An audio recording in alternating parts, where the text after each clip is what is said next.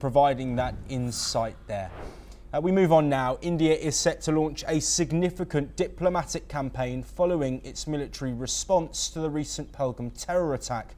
According to reports, the government will dispatch all-party parliamentary delegations to key nations across Europe and the Gulf. The goal is to present a united political front and highlight India's position as a victim of cross-border terrorism backed by Pakistan.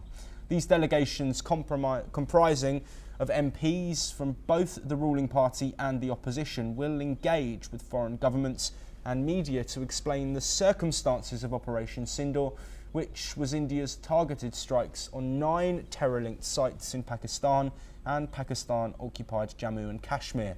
The Ministry of External Affairs is currently coordinating with parliamentary secretaries to finalise the delegations, while leaders from across the Indian political spectrum, including opposition parties, have reportedly been approached. Officials emphasise the effort is in the national interest and aimed at reinforcing India's right to self-defence. However, critics say the timing and tone of the outreach may also have geopolitical implications. Well, joining us to discuss this is Ambassador Pradeep Kapoor, who is a former diplomat. Joining us from Washington, DC.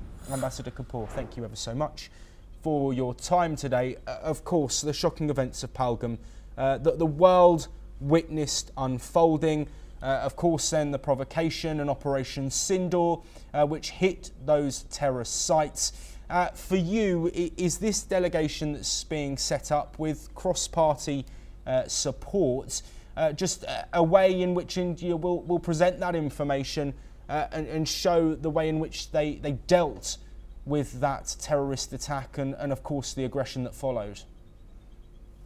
Well, this is just one of the many steps which I'm sure the government of India will be taking. They had already asked all the ambassadors of India in various countries to give briefings to the foreign offices particularly, and any other leaders in the various country. Now, what happens is when we go out as ambassadors, mostly, primarily, and initially, it is to the concerned secretary or the other officials in the foreign ministry with whom we have bilateral relations, with whom we have very good equations. So we give a briefing to those. On occasions, we ask for briefings to the parliamentary teams, but it does not become a very big effort in terms of the catching the eyeballs or catching the attention of the media.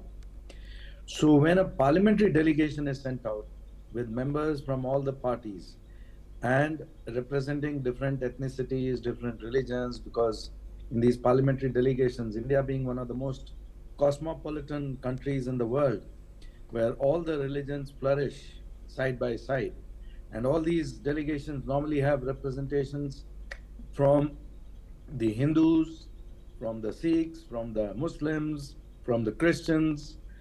So all these sects are represented. I don't know about the Jesuit, the Jewish segment, because that number is a little small. But if they are there in any number, they will also be represented. So all these delegations, once they go to any country, automatically the media of that country and the senior polity in terms of the leaders, whether they're the political leaders or the representatives of the media, the diplomatic community, or even the bureaucrats and diplomats. So it becomes a much easier way, easier platform to have a much wider reach and spread the message. Now, it is just one of the many steps. They will have to, of course, take many other steps, and I'm sure they're taking a lot of the other steps, because one of the primary populations which needs to be educated or which needs to be informed with the truth is the Pakistani population, because we have been seeing a lot of misinformation in the Pakistani media, which has been sort of circulated and imposed upon the Pakistani people, such as the headlines in the Daily Telegraph, which were generated by AI, which were not even a Daily Telegraph paper, which said that the Pakistani Air Force rules the skies and they are the king of the skies. So such distorted, sort of impression gives a false sense of security and assurance to the Pakistanis, not realizing that they are capable of being told lies even at the highest echelons of the polity, including by the senior ministers, the foreign minister, the deputy prime minister, the prime minister himself, the defense minister, so the army chief. So because of their own vested interest, they keep on telling lies to the Pakistanis, and the Pakistanis, are led up the garden path. So that also is a primary sort of client which needs to be enlightened with the truth and the correct information. Yes. So how they do that will also have to be unraveled. Thank you, Joshua. Yes, absolutely. And Ambassador Kapoor, you've detailed there, of course, a lot of those points. We are also playing some visuals which are showing some of the outreach goals and aims. But I want to look at the diplomatic response here, Ambassador Kapoor, because, of course, there was condemnation from several parts of the world, in fact, most of the world, over the Pahalgam terror attack. But we then did see a lot of Western media sites using the word militant instead of terrorist. We also saw, of course, diplomatic talks taking place with Pakistan and a lack of pressure, if we can say. Do you think that this is not just setting the record straight from an Indian point of view, but also calling for support if there were further escalations from Pakistan and Pakistan-backed terrorists in the future?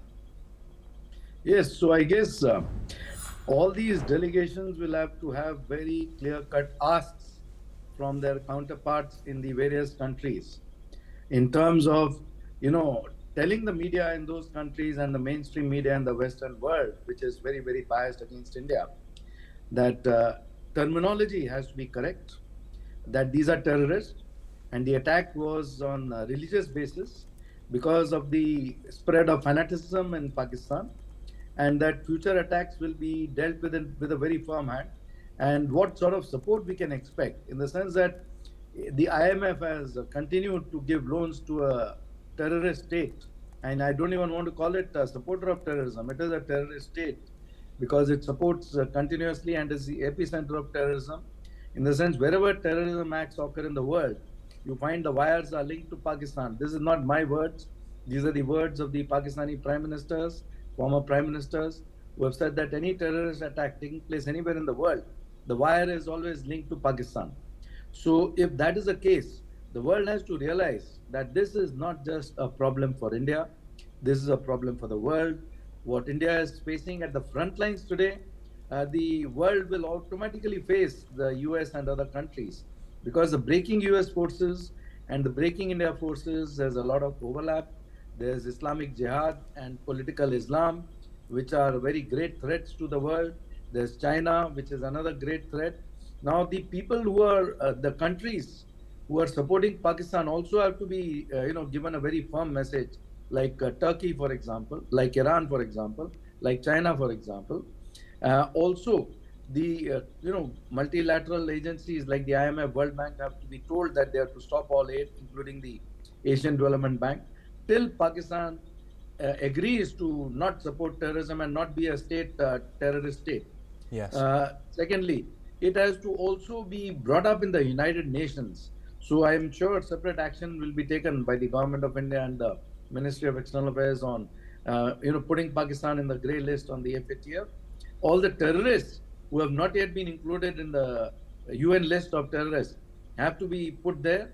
So a lot of steps will be required. A lot of asks should be there for these delegations when they interact with the local governments, that this is the facts of the case, this is the status, this is the situation, this is what Pakistan has been doing in India, this is what Pakistan has been doing globally, and what we ask of you is A, B, C, D, E, F, G, H.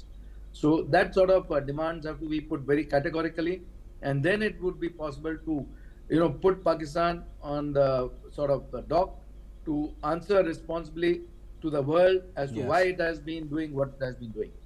Absolutely. Ambassador Pradeep Kapoor, thank you ever so much for joining us. That is all we have time for. We'll continue to bring you more of the latest